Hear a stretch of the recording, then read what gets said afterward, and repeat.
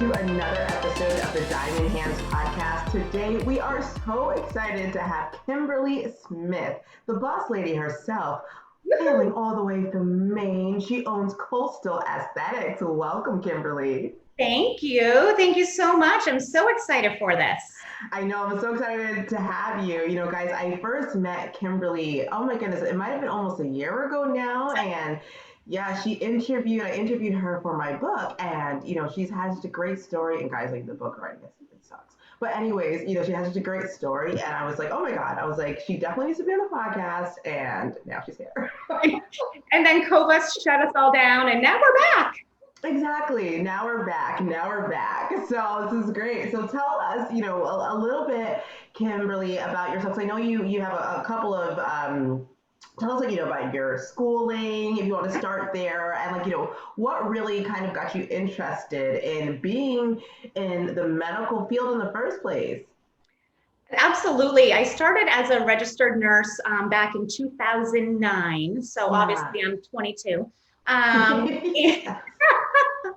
And I knew I always wanted to be in the medical field. I love taking care of patients, whether it's in the emergency room, on the floor, or now in my own practice. Mm-hmm. I just feel drawn towards nurturing and really helping people feel their best. Obviously in this aesthetics industry now, it's a little bit of a change, but it's a very much wanted change for me. I did 6 years on the floor as a nurse, and then I went back for my master's for my nurse practitioner. Yeah. And after only a couple years in the emergency room, I realized that my draw towards medicine was really going towards the aesthetic side because I started having treatments done myself. And there was no one around me that wasn't a plastic surgeon. And there was nothing wrong with plastic surgeons. They are phenomenal. They have a time and a place, and I respect them dearly. But for me, as a female who was 26, 27 years old, I didn't like that my options were surgery or over-the-counter Rite Aid brand, you know, skincare. So I started doing a little bit of research. In the state of Maine, a nurse practitioner can work independently. Yeah. So I decided to kind of jump into the aesthetics world after having my first couple of injections done to me, and said, all right, I think there's something missing in my community, which is Southern Maine. I'm about an hour north of Boston, and I didn't want to have to, you know, really drive an hour to have certain services. So we started a little over 4 years ago. It was just me. I say we as in me, myself, and I. It was a dream. My husband supported me wholeheartedly, thank goodness. I actually was pregnant with my second child when I took all my training courses, and she was 8 weeks old at my grand opening, and my oldest daughter was 3. And now fast forward, she just turned 4 in March, and it's like, I don't know where the time has gone. It has exploded in a very positive way. The community has really brought me in. They really see my view and my vision of a more natural aesthetics approach. I think, especially being a female, we are subject to Instagram. We're subject to all of the celebrities that we see in some tough things, filters, just Zoom, you know, we're all going like this, trying to adjust and feel good, right? It's like, where's the lighting? Where's the contour? Exactly. And a lot of it is just, you know, whether you want a little peel or a full laser resurfacing or a face full of filler, I mean, it's whatever you want. It's not my choice to decide for you what you should look like. I'll tell you the safety part, and I'll only do what's going to be appropriate, but who am I to say when you look in the mirror, you should look like A, B, or C? Like, we got the whole alphabet here. Like, be whatever you want to be. I will help guide you. And if it's appropriate, we'll kind of, you know, take that journey together. So. Yeah, I mean, make natural faces great again. That's our new slogan. I know, guys. So this, don't read into that too much. No. Don't read into that too much. No. Just the faces. So, you know, another question that I have for you. So, I know you said you kind of always been drawn to nursing and kind of taking care of people. You know, and I'm just kind of interested in like the very beginning, like the seed of that. because it's like because I know some people, like there's a plastic surgeon I talked to, he was like, oh, he's like, I knew I wanted to be a plastic surgeon from seventh grade. I'm like, oh my god, I didn't even know what I wanted to do in seventh grade, and then so like for you, when were you like, I'm going to be in medicine? Like, who did you see? Who did you look up to? Like, what was it that kind of got you down that trajectory? So I actually first wanted to be a veterinarian. I love animals. Wow. I was the person that is like trying to save the butterfly. And so growing up, my parents own a nursery. They own a garden center. So I was around Oh, tons of flowers and plants and outdoors, really, yes. really outdoors. And Yeah. I always wanted to save everything, whether it was plants or animals. And then I realized that I would probably adopt every animal that I ever saw or bring in every injured squirrel to my house. So I was probably in high school when I decided to kind of transition, and I volunteered at the hospital. I did an after school program, kind of the candy striper, that type of situation, and it was on Yeah. the post-surgical floor. And that's when I really got the itch to say, okay, this is what I want to do. This is where I Mhm. want to be. I didn't obviously know about the aesthetics part at that point, but I just Yeah. knew I felt so good being in that environment with all Mhm. the heaviness of death and illness and uncertainty. And I liked being able to bring a little bit of light to these people. And it just continued from there. So I'd say my freshman year of high school is when I said, okay, this is what I want to do. And this is, Mhm. I had a close relationship with the nurse practitioner that I Yeah. see. I loved my doctor, but I always saw nurse Jean. So she was the nurse Yeah. practitioner, and I just had this huge impact on me, and would bring Wow. nursing journals, would drop them off at my parents' business for me to take Oh home my to read. goodness. And that honestly was what kind of sucked me in. And I said, this is what I want. Like I want that life. So that's where it Wow. all started. I think that's a beautiful thing though, because you see the influence of your parents, because to own a nursery and to take care of plants and see them from the little seed Yes. to, yeah, until it grows. It's like you need to have a certain set of patience, you need to have a certain skill and science, Yeah. and then you have this person who's a nurse, on the Yes. other hand in your Correct. life that's influencing you and growing that seed of saying, hey, you can care for people just like your Yep. parents care for plants. I Yeah. love that. And the funny thing is, I can't take care of plants at all. My parents definitely Mm-mm. have the green thumb.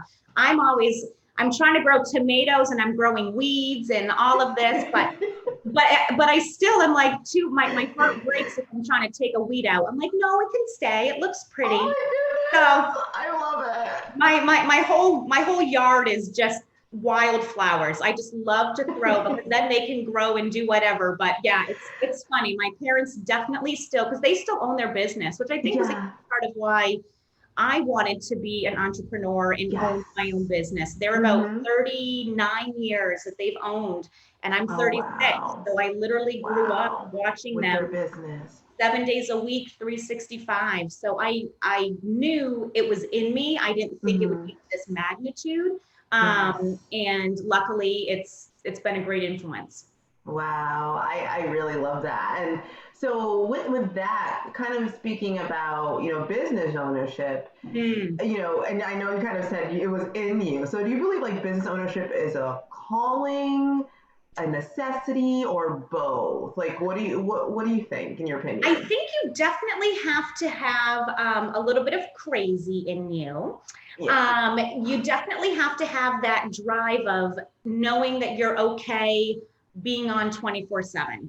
Mm-hmm, For mm-hmm. me, the business doesn't end when I leave the door and lock up at the end of the day. So when I say that, I feel like you have to have an internal drive that goes beyond your gross sales Mm-hmm, or mm-hmm. your Instagram. Like you have to live and breathe what you're growing, again, as a seed, because Yes. there's no one else that's going to nurture it for you other than you. And I think Oh if yeah. you don't have And not that someone can't acquire that skill or have a life-changing event that makes them say, this is what I want to do. But I think deep down, you have to have that little seed that says, you know what, I want to be the sole provider for this establishment in blood, sweat, and tears. I'm going to get there. And I think that's a huge part of, especially with the aesthetics industry growing, a lot of people reach out to me on Instagram or Facebook and say, oh, I want to just do this on the side. How do I start my business on the side? And it's like, this isn't a hobby. This is literally my livelihood. This is how I survive. This is how I support my family. My husband's also in medicine. He does orthopedics as a PA. So we're two very busy full-time parents that also have demanding jobs, but my business is what I hope my children's future is, and what our, you know, how we're going to have retirement someday. So knowing that you have to be on 24/7, I think is a really important trait that someone has to have. You just have to have that extra drive to take that further step and not just clock out at the end of the day. Exactly. Which is fortunate and unfortunate. I mean, sometimes you just want to turn it off and you can't. I know. It's like, it was funny. I was talking to my assistant the other day and I was like, girl, I had a dream about you. She was like, why, number one, are you dreaming about me? Number two, why are you dreaming about work? I'm like, I don't know. Because you take it home, right? You take it home and you can't do anything about it. It's just like there. And I really appreciate what you said though about, you know, you have to have a little bit of crazy, but it's or just extreme leadership. Yes. Yeah. Extreme leadership, extreme accountability, especially when you start bringing on self-discipline. I mean, it's a lot. Yeah, a lot of traits. And that, you know, and sometimes I look at people who they get so salty when people who run businesses are doing very well and they're successful and they're like, oh, you know, they're just all successful and they're doing this and that. And the little man, I'm like, ma'am or sir, like, do you know how much mental sweat equity has to go into a business before they even get to that level where they can say, oh, I could actually go on vacation for 3 months and y'all can't say anything about it? Exactly. The guilt, you know, it's like mom guilt. There's business owner guilt, where you feel like you have to be there because you don't want someone to think that you're just walking out, when really it's like, this is a mental health day. Like, I need to turn it off. I need to make sure I'm healthy, because if I'm not healthy, no one's coming in. This business won't survive. And I think for me, I have been able to have amazing staff come on board that I trust to take those little pieces off my plate when it's appropriate. And, you know, I would say anybody who is building a business or wants to build a business, your product has to be unique. Yes, you have to be a safe injector, but honestly, it's the behind the scenes that's going to make or break the business. And making sure that your team has the same vision, the same values, and they respect you as a person and as the business owner, and that they want to see the business grow well. Also, that is so important. And I feel very blessed and happy that I've been able early on into my business, be able to bring a couple people on that have just become the backbone. I really rely on them, and they support me, and they're like that third arm that you sometimes need to take over. And I think people don't realize how important that additional staff is until you get to the point of burnout. And it's not something you can kind of just put an ad out and have someone come. You have to find that right fit. And it might take a couple people to get there, but knowing what you want as a business owner and what you expect is going to help weed out the people that don't have that same fire. I mean, no one's going to love it the way I do, and I understand that, and I don't expect them to, but you need someone that has at least a spark to be able to kind of stay with you. So, and that's true. And I think that also comes down to, when you're in business, is understanding what your individual strengths are and your individual weaknesses are. Absolutely. Because sometimes what we do as business owners, we tend to just kind of try and bring on people that are exactly like ourselves. And when we bring on people that are exactly like ourselves, we do not get to see those blind spots. Yeah. You know, Yeah. we don't get to see those blind spots. So if everyone's always in agreement with us and it's always like, oh, yay, you know, there could be a whole part of our business that's kind of not so great. Yes. Yep. Yep. That's absolutely true. Yeah. You don't want a yes, ma'am. You want someone that is going to challenge you a little bit to say, well, what about this? Have you thought about that? Or, you know what? I don't think that's working out. And in having as a business owner too, you have to understand that it's self-discipline and it's hard work, but you also have to listen. You have to be open to constructive criticism. You have to be able to adapt and really kind of change your plan, which I think as a nurse starting off on the floor, your patient assignment looks fantastic. And then next thing you know, you've got a code and a post-op and there's someone on the loose. You have to be able to quickly adapt, which I think is a huge thing for me in my industry we know the day-to-day something can go wrong. No, it's not, typically life-threatening, but vascular occlusion, trying to adapt and help things out. Is there a patient who, is really upset? They're 20 minutes late for their appointment and now they're irate in the waiting room because they have to wait to see us. Or so you have to be able to kind of put on multiple hats quickly and be able to kind of adapt to what your surroundings are.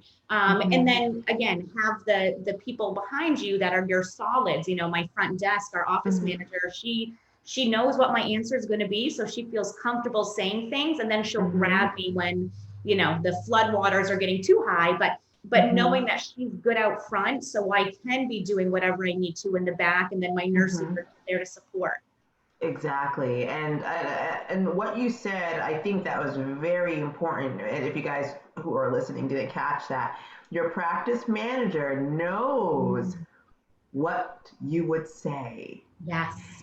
That's huge because it's not a good situation in a business when your team member has to constantly come back to you and say, what would you do here? What should I do? What should I do? Then you're just basically paying them to just telephone.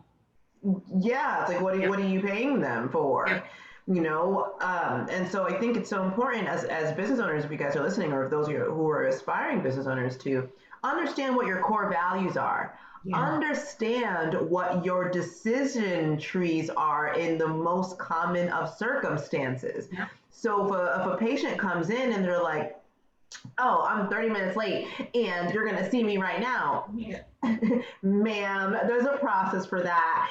Here at Med Spa, our process is this. And documenting those things. And as you grow as a business owner, guys listening, that's something that you can, as you see those things pop up, you document them. Yes, yes. Absolutely. Absolutely. You have to have those core values that run your business, and and then people will take you seriously. Then they might not show up 30 minutes late. Yes, exactly. And it takes a huge load off of me while the nurses, while we're back doing the treatments. I don't know what's going on out front. And, I can't have a tornado out there and then come out like where, we in Kansas, like we can't do that. But you have to be able to come out and see that, okay, the tension might be high, but out front, they've got it under control. They're calm, they're cool, and they're confident in what they know they're doing is what the practice would do. And I'd say the biggest thing for that is open communication, and in treating that front desk like it's your holy Bible. Like you need to understand that person is a vital part of your practice. And I think sometimes we hear about finding the cute girl from Sephora or the nice waitress, and those are awesome things to bring to an aesthetics practice because there's a face and there's an image, absolutely. But if you don't have someone who you can totally trust and depend on, who is going to be really that's your face for the person who calls on the phone or first walks in or is the last impression as the person leaves, you have to make sure that person is very professional professional. And I think as a business owner, that means you have to treat them well. And that may be, paying higher than what you typically would do for, a front desk or something like that. And knowing that that is the person who keeps the office going. Oh, yeah. They're the oil there. You need to treat them like that. Or else if you have constant turnover, we know how much money it takes to bring in a new patient. Well, how much money is it going to take to bring in new staff constantly? Keep that person happy. I mean, not if there's issues, that's one thing, but if they're good, keep them happy. Oh yeah, 100%. And I think that's, you touched upon something else that's really, kind of a issue, nationwide is a pandemic of short staff. Yeah. And good staff, good people. Yes. Because, you're competing, as an aesthetic practice, you're competing with the hospitals, you're competing with big establishments that have been around for 20 years that may have benefits and things providers like that. Yeah, exactly. And then, you also have a lot of these huge, firms coming and taking over med spas and creating a corporate environment. So then they have the corporate infrastructure and, so people are like, oh, so you're kind of dealing with that. And so you have to be so cognizant when you're working with your team members, how can you incentivize them to stay on? Absolutely. With you? Yeah. Yeah. It's huge. And I know you're a leader, and I bring up this quote. It's a corny quote that but it's like it says, if your actions inspire others to dream more, learn more, do more, and become more, you are a leader. So in your practice, what do you like? How do you really encourage others to expand and continue to grow, even with your within the practice? I'm huge on advanced technology, and I'm huge on advanced education. I think in another, you and I were chatting before we went on, and I think in another life I was a teacher because I love education. Like I can't get enough of it. And I think that's when you learn a new skill, it brings your confidence and everything to a whole new level. So I want my staff to be as well educated on everything that we have as possible, because then they all realize that they're a vital part of the team. I'm calling on someone else who might be the expert, because I'm not. I haven't had time to be the expert on this particular device, and that's my nurse's gig. And I'm going to call on her to say, hey, I sent you, or we all went together to this conference. What did you get out of that? And that brings a sense of kind of an individual title for them. No, I don't have laser specialist on their hat, but they know that that's my device. That's what I'm good at. And then we're calling on them. So they're stepping up to the plate to really kind of take ownership of that. And that's something I would say when the pandemic happened, my practice was going in a very different direction. And when we shut down for 2 months, it allowed me to take a breath, because we had kind of exploded in a really positive way. And to say, I, as a nurse practitioner, want to keep this medically geared. And I started to lose sight of that. I was letting Instagram or what people around me are doing influence what I wanted to bring on. And I'm not like that. I am a leader. I have my own brain. I created this business from nothing without anyone, holding my hand. So why am I following these people? And it was the best thing ever. And I eliminated services. I totally remodeled my practice. And since then I thought we exploded before. It is here now. I mean, people are driving 3.5 hours for technology that we've brought on, that we are the only ones in the state. I now travel the country and speak as a nurse practitioner, the only nurse practitioner with these doctors. The results that we're getting, people from other countries are reaching out. How did you get these? And to hear people call from Canada, from Australia, who literally call the office, and my front desk is like, there's someone from Canada who wants to talk to you about this treatment. And you're like, where did that come from? I don't know. We wanted to be unique. I wanted to bring Yes. things that I knew were important here. Yes. And, so now my staff, we are seeing treatments that we're kind of helping create protocols for, and we're Yeah. leading the forefront, and people are asking us our opinions. And so they love that I'm giving them the ability to kind of be part of something new and big and take Mm-hmm. Mm-hmm. that. And I think that will drive someone more than anything else. If you feel like you're a member of the team, why wouldn't you stick around? Yeah. Why wouldn't you continue to work hard? Because who doesn't want to feel appreciated and important at their Yes. daily job? Yeah, and that's huge. I love that you're a public speaker and that you've been doing more of this nationwide. And Yeah. that's even, and that's another residual income stream itself, nurses out there. Just saying, just saying. So, just tell us a little bit more about that. So, how did you get into the expertise of, the laser equipment? How did you get to start speaking around the country? What relationships did you forge in order to get that going? Tell us more about that because that's very exciting.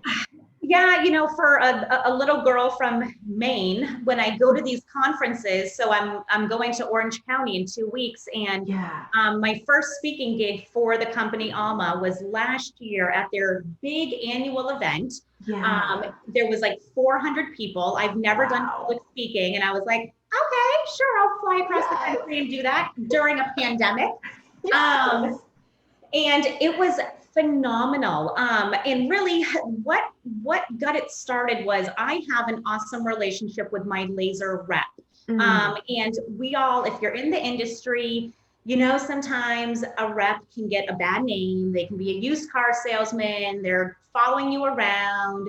They have a job to do, and we get Yes. that. They need us to buy in order to live. I mean, it's Mm-hmm. business. We Mm-hmm. understand that. I was unique in the sense I met my first rep 6 months after I opened my doors. He came Mm-hmm. in. I was still the sole independent provider. I had no one with me. And I'm like, you want me to spend how much on a device? Okay, here's my left kidney and my firstborn child. Like, who can afford these things? Yes. And learning with him kind of, okay, this is the best device. It's a multi-purpose device. You can now do 5 or 6 things. Mm-hmm. And the price tag, yeah, it's a little bit expensive, but if you bought each individual device, you'd be quadruple that. Oh, So yeah. I had a good support from the very beginning. He left one company and went to this newer company, which is Alma. They're kind of up and coming in the US. Mm-hmm. And honestly, I just feel like it was the timing of everything. I was in the market for a new device here and there. I Mm-hmm. brought them on, and I like to be the expert in whatever I'm doing. So I brought my Yeah. mom in, my sister, my staff, myself. We played around, and the Mm-hmm. device, we started getting fantastic before and afters. And I'm really big on social media. I run my own Instagram, which is Yeah. another job, but it's me, it's my voice. And I Yeah. had someone else try to do it, and my patients noticed. They're like, oh, I didn't really like what you had posted. And I was like, yeah, that wasn't me. And you're right, that didn't sound like me. So I was big Mm. on social media, posting his before and afters. And then they called and they said, are you like, what are your settings? What are you doing? And Mm-hmm. it turned into, oh my goodness, okay, well, can we ask about your settings? Would you be interested in flying to Philadelphia? Would you go here? Wow. Would you go there? And it was like, okay, sure. And Yeah. what I really like and think is unique is, as a nurse practitioner solely owned company, when we Mm-hmm. go to some of these conferences, it's a lot of estheticians and nurses and NPs, and sometimes they don't feel comfortable talking to the plastic surgeons. So Mm-hmm. I'm kind of that resource for, I don't want to say an everyday person, because I think I'm more than that, but the everyday person who might think, well, that's a plastic surgeon. Obviously, he can afford all those things. No, I'm just a nurse practitioner from Maine, and we have 5 devices. Mm-hmm. You Mm-hmm. can do it. You just need to, align yourself with someone who you can trust and have some faith in. And for me, Mm-hmm. that was my rep. And 4 years later, we still work together. He's Wow. fantastic, and he's helped me kind of make my way up. He's my little cheerleader. We're actually doing I'll be talking in Boston at the end of the month at Oh. their first New England event in, like, I don't know, 3-4 years. Wow. So I'm so excited to kind of have it in New England. I just have to drive in the car. I don't have to fly in a plane somewhere. Yeah. But that way, kind of the New Englanders can come see and hear all of us talk about the devices and how it's really changed our practices and brought us to a different level that I didn't think was possible. Wow, that's so exciting. Oh my goodness. Well, if you have information about that engagement that you're speaking at that's open to other injectors, let me know and we'll put it in the show notes. Beauty. Yeah. You can find it on our page, Business of Beauty, September 26th, that weekend. So excellent. That's so great. Okay. And so I do want to ask you kind of in closing, and it's my signature question, but what are your biggest words of advice for those that are coming in the industry who want to, own a med spa business? What's your words of advice? Know your limitations. Don't get sucked into the Instagrams and the fads, and remember that everybody started small. So when you start comparing yourself to these businesses that have been around 10, 15 years, they've got 66,000 followers on Instagram. They started with one. They started small. Build your practice based off of what your needs are, and the people will come, and then kind of gear what your practice will be based off of what your kind of core values are and what the demand is, not what you see as the hot next thing in California. Well, I'm in Maine. That's never going to work here. Or, it may take a while to work here. But just because there's an awesome practice out there that does it, let them be that, own that. Find what's unique to your area and let that be what makes you stand out. But always remember, they started small. Don't compare yourself when you're just starting off. Just make it through and have your own little mini goals every 6 months, kind of reevaluate. Just don't get sucked into the, popularity contest of Instagram and all of that. You really got to keep it small. That's such excellent advice, guys. So keep it small. Keep it small. I love that. And so tell us, where can we find you on Instagram, your website? How can our listeners find you?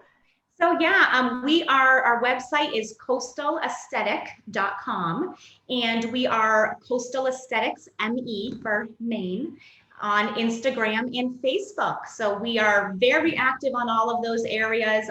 We have a fantastic marketing company that does our website. I'm really proud of what we have built. Our website doesn't have one stock photo. Every single photo on there is my practice, myself, our actual treatment injections and videos. I want people to know when they come here exactly who they're seeing and what they're going to get. So we've really kind of put a lot of money in the last year into really making the website a true representation of who we are. And same thing with our Instagram. I think it's so important for, people will shop around. Filler's filler. You want someone safe, but we know Groupon, people shop around. We don't do anything like that. And a lot of patients will come to us saying like, I saw you on Instagram and I liked you. So I looked at your website and it was perfect. That's what I want. So, be authentic, stand out. You have to in this industry these days. And if you're the face and the leader of the practice, let people see that. Instagram should be fun, but educational. Let them know what they're going to get when they come see you, and they'll come on in. That's so awesome. Kimberlee, thank you so much. This has been so fun. I'm so glad this worked out. Me too. A year later. I know, this is so great. But so thank you so much. And guys, I'll be putting all the information about her in the show notes. So